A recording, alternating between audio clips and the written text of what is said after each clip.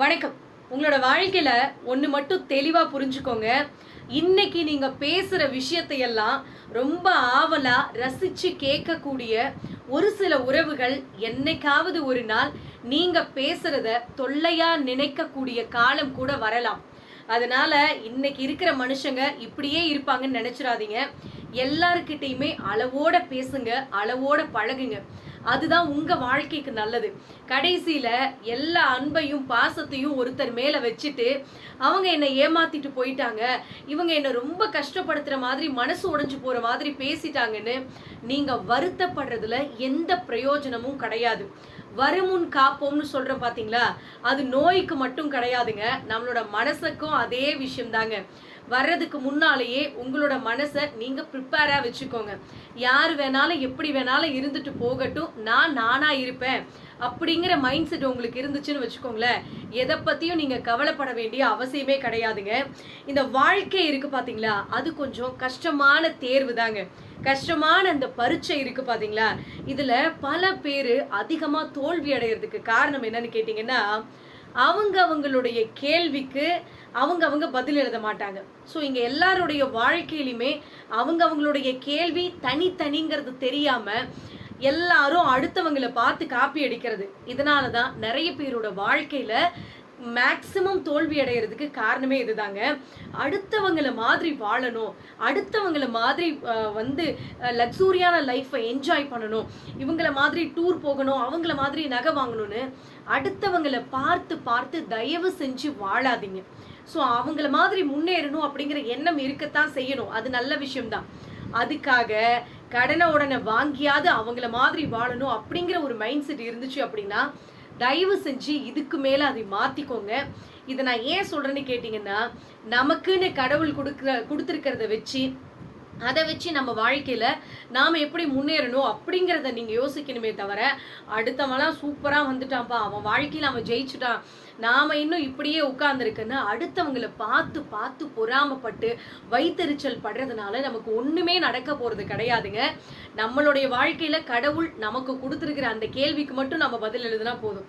அடுத்தவங்களை பார்த்து காப்பி அடிச்சோன்னு வச்சுக்கோங்களேன், கடைசியில நாம தோத்து போறத யாராலையும் தடுக்க முடியாது, ஞாபகம் வச்சுக்கோங்க. இங்க சோகத்திலையும் ரொம்ப சந்தோஷமா இருக்கிற அந்த நேரத்திலையும் உங்களுடைய பலவீனத்தை தயவு செஞ்சு எல்லார்கிட்டையும் கொட்டி தீர்த்துறாதீங்க. மனசுல சந்தோஷம் இருந்துருச்சுன்னு வச்சுக்கோங்களேன், பேசுறதுக்கு ஆள் கிடைச்சிட்டாங்கன்னா அத்தனை விஷயத்தையும் கொட்டி தீர்க்கிற மனுஷங்களா இருக்கிறாங்க. நானும் இருந்த ஒரு காலத்துல அப்படித்தான். ஸோ என் மனசுல இருக்கிற எல்லா விஷயத்தையும் யாராவது நல்லா பேசுனாங்கன்னா உடனே சொல்லிடுவேன். ஸோ அதே மாதிரி கொஞ்சம் சோகமா இருந்தோம் அப்படின்னா பேசுறதுக்கு ஆள் கிடைச்சாங்கன்னா போதுங்க, என் மனசுல இருக்கிற எல்லா பாரத்தையும் இறக்கி வச்சிடணும் அப்படின்னு எல்லா பலவீனத்தையும் அடுத்தவங்க கிட்ட தயவு செஞ்சு ஷேர் பண்ணாதீங்க. இதை நான் ஏன் சொல்றேன்னு கேட்டீங்கன்னா, அதை அவங்களுக்கு சாதகமா பயன்படுத்திக்கிட்டு உங்களை கீழே தள்ளிவிட்டு வேடிக்கை பார்க்கக்கூடிய நயவஞ்சகர்கள் நிறைந்த இந்த உலகம். ஸோ அதனால நீங்க தான் உங்களுக்கு அப்படிங்கிறத ஞாபகம் வச்சுக்கோங்க. எக்காரணத்தை கொண்டும் நீங்க சந்தோஷமா இருக்கும் போதும் சரி, சோகமா இருக்கும் போதும் சரி, அடுத்தவங்க கிட்ட உங்க மனசுல இருக்கிறத உளறி வைக்காதீங்க. ஒரு தடவைக்கு 4 தடவை சொல்றேன், தெளிவா கேட்டுக்கோங்க. கடைசியில நீங்க சொன்ன வார்த்தையாலேயே உங்களுக்கு பிரச்சனை வர்றத யாராலையும் தடுக்க முடியாது. ஸோ நீங்க தான் ஜாக்கிரதையா இருந்துக்கணுங்க. என்னைக்குமே ஒரு கவனக்குறைவான வார்த்தை இருக்கு பாத்தீங்களா, அது கொண்டு போய் சர்ச்சையில முடிச்சிருங்க நம்ம வாழ்க்கைய. ஒரு கடுமையான வார்த்தை நம்மளுடைய வாழ்க்கையவே முறிச்சு போட்டுரும்.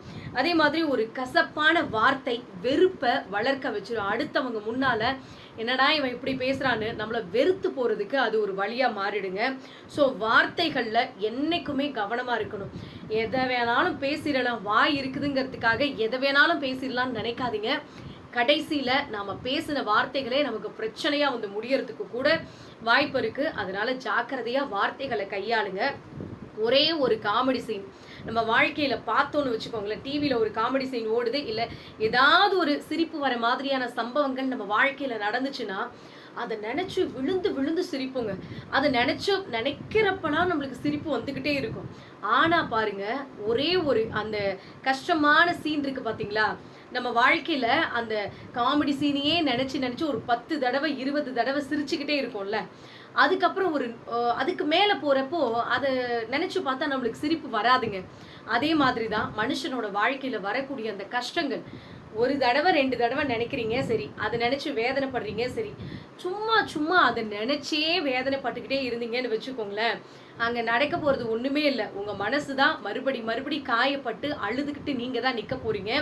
அதனால் அதையே நினச்சி கவலைப்படுறதெல்லாம் படுற அந்த விஷயத்தையெல்லாம் விட்டு தள்ளிட்டு வாழ்க்கையில் சந்தோஷமான நினைவுகளை நினச்சி அப்பப்போ ஹாப்பியாக இருக்க முயற்சி பண்ணுங்க. இங்கே தேவையில்லாத வாக்குவாதம் இருக்கு பார்த்தீங்களா, அது சண்டையில் போய் தாங்க முடியும். அதே மாதிரி தேவையான மௌனம் இருக்குது பார்த்தீங்களா, அது என்னைக்குமே நம்ம வாழ்க்கையை அடுத்த நிலைக்கு எடுத்து போகும். ஸோ அதனால முடிஞ்ச வரைக்கும் தேவையில்லாத வாய் பேசி சண்டை போடுறதை விட நம்ம அமைதியாக மௌனமாக இருக்கிறது நம்ம வாழ்க்கைக்கு நல்லது. புரிஞ்சு நடந்துக்கோங்க. வாழ்க்கை இருக்குது பார்த்தீங்களா, இந்த வாழ்க்கையில் ஒரு சிலர் நமக்கு தந்த அந்த வழிகள் இருக்குது பார்த்தீங்களா, அந்த வழிகளை மறைச்சிக்கிட்டு வெளியில் சிரிக்கிற மாதிரி நடிக்கலாங்க. ஆனால் நிம்மதியாக இருக்கிற மாதிரி யாராலையும் நடிக்கவே முடியாது. வேணா அடுத்தவங்க முன்னாடி சிரித்து பாசமாக இருக்கிற மாதிரி காமிச்சிக்கலாம், நம்ம ஹாப்பியாக இருக்கிற மாதிரி ப்ரெசன்ட் வேணால் பண்ணிக்கலாம், ஸ்டேட்டஸ் வச்சுக்கலாம், என்ன வேணாலும் பண்ணிக்கலாம். ஆனால் நம்ம நிம்மதியாக இருக்கிற மாதிரி யாருக்கு முன்னாலேயும் நடிக்க முடியாதுங்க. முடிஞ்ச வரைக்கும் அடுத்தவங்க தந்துட்டு போன காயத்தை மறைக்கிறதுக்கு முயற்சி பண்ணுங்க. மறந்தீங்க அப்படின்னாவே இங்கே நிம்மதி உங்கள் கையில் தேடி வந்து நிற்குங்க. இங்கே நொடிக்கு நொடி மாறிக்கிட்டே இருக்கிறது நேரமும் காலமும் மட்டும் கிடையாதுங்க, சில மனுஷங்களோட மனசும் கூட சேர்த்து தான். ஸோ எப்போ பார்த்தாலும் இப்போ இப்படி பேசுவோம், சிரிப்போம், நல்லாவே இருப்போம், ஆனால் அடுத்த நிமிஷம் பார்த்தீங்கன்னா அப்படியே கோவப்படுறது. இது சத்தியமாக எல்லாரோட வாழ்க்கையிலையும் நடக்க வேண்டிய ஒரு விஷயம்தான். மனுஷனோட மனசு அப்படிங்கிறது ஒரு குரங்கு மாதிரி, அது எப்போ எப்படி மாறும்னு யாருக்கும் தெரியாது. அதனால் நான் என்ன சொல்கிறேன்னு கேட்டிங்கன்னா, இவங்க இப்படி பேசுகிறாங்க நாளைக்கு மாற்றி பேசுவாங்களோ, இல்லை நேற்று அப்படி பேசுனாங்க இன்னைக்கு இப்படி பேசுகிறாங்களே, என்னடா மனுஷ வாழ்க்கை அப்படின்லாம் வருத்தப்படாதீங்க. வாழ்க்கைன்னா இப்படி தாங்க இருக்கும். இதை ஏற்றுக்க பழகிக்கிட்டோம் அப்படின்னாவே வாழ்க்கை நிம்மதியாக சந்தோஷமாக போயிடுங்க. இங்கே எல்லாரையுமே சந்தோஷப்படுத்தணும் அப்படிங்கிறது உங்களுடைய கவலையின் ஆரம்பம் தான். எல்லாத்தையும் ஹாப்பியாக வச்சுக்கணும், நம்மளை சுற்றி இருக்கிற எல்லாத்தையும் அப்படின்னு நீங்கள் நினச்சிங்கன்னா நீங்கள் சந்தோஷமாக இருக்க முடியாது. ஸோ அவங்க வாழ்க்கையில் அவங்கவுங்க சந்தோஷமாக இருப்பாங்க. உங்கள் சந்தோஷத்தை அழிச்சிக்கிட்டு அடுத்தவங்களை சந்தோஷப்படுத்தணும்னு நினச்சிங்கன்னா, அதுவும் உங்களை சுற்றி இருக்கிற எல்லாத்தையும் ஹாப்பியாக வச்சுருக்கணும் அப்படின்னு நினச்சிங்கன்னா, அது கண்டிப்பாக உங்களுடைய கவலையினுடைய ஆரம்பமாக இருக்குங்க. எல்லாரையுமே அப்படியே நம்புறது அப்படிங்கிற ஒரு விஷயம் இருக்குது பார்த்தீங்களா, அது உங்கள் அழிவினுடைய ஆரம்பம். ஸோ அடுத்தவங்க சொல்கிறத அப்படியே நம்புறதுக்கு உங்களுக்கு எதுக்கு அறிவு? யோசிச்சு பாருங்க. ஸோ அடுத்தவங்க சொல்கிறத அப்படியே என்றைக்குமே நம்பாதீங்க. இது நல்லது இது கெட்டதுன்னு பிரித்து பார்த்து அதை எது சரி எது தப்புன்னு முடிவெடுக்கிறதுக்கு பழகிக்கோங்க. இதுதான் கடவுள் நமக்கு கொடுத்துருக்கிற இந்த 6வது அறிவை யூஸ் பண்ணுறதுக்கான ஒரு வாய்ப்பு. தயவு செஞ்சு அடுத்தவங்க சொல்கிறத அப்படியே நம்பாதீங்க. அப்படி நம்பிட்டீங்கன்னா அது அழிவினுடைய ஆரம்பம். தெளிவாக ஞாபகம் வச்சுக்கோங்க. இங்கே தங்கத்தில் செஞ்ச ஊசிங்கிறதுக்காக நாம் எடுத்து கண்ணில் குத்திக்குவோமா? யோசிச்சு பாருங்க. என்னதான் அழகாக இருந்தாலும் அதை பார்க்கத்தான் முடியும். அது எதுக்கு பயன்படுத்துகிறோமோ அந்த மாதிரி பயன்படுத்த தான் முடியும். அதை எடுத்து கண்ணிலலாம் குத்திக்க முடியாது. அதே மாதிரி தான் நம்ம கூட இருக்கிற மனுஷங்க என்னதான் நல்லவங்க, என்னதான் நம்ம கூட ஹாப்பியாக பேசுகிறாங்க, நல்லா சிரித்து பேசுகிறாங்க அப்படின்னா கூட அந்த மனுஷங்க நம்மளுடைய உணர்வுகளுக்கு மதிப்பு கொடுக்கலன்னு வச்சுக்கோங்களேன், அவங்களும் அப்படித்தாங்க. அவங்க எதுக்குமே பயன்பட மாட்டாங்க. இதுதான் உண்மை. ஸோ மதிக்க தெரியாதவங்களா இருந்துச்சு அப்படின்னா கொஞ்சம் அவங்க கிட்ட இருந்து நீங்கள் ஒதுங்கி இருக்கிறது தான் உங்கள் வாழ்க்கைக்கு நல்லதுங்க. சந்தோஷத்தையும் கவலையும் சமமாக உங்கள் வாழ்க்கையில் உங்களுக்கு கையால் மட்டும் தெரிஞ்சிருச்சு அப்படின்னா வாழ்க்கையை நீங்கள் சூப்பராக ஹேண்டில் பண்ணிட்டு போயிடலாம். ஸோ பிரித்து பார்க்க கற்றுக்கோங்க. வாழ்க்கையில் எது நடந்தாலும் அதை ஏற்றுக்க பழகிக்கோங்க. ஏற்றுக்கிட்டு இது இப்படி தான் அப்படிங்கிற மனப்பக்குவம் உங்களுக்கு வந்துருச்சுன்னு வச்சுக்கோங்களேன், எதை பற்றியும் கவலைப்பட வேண்டிய அவசியமே கிடையாதுங்க. இந்த வீடியோ பதிவு உங்களுக்கு பயனுள்ளதாக இருக்குன்னா மறக்காமல் கமெண்ட் பண்ணுங்கள். நன்றி, வணக்கம்.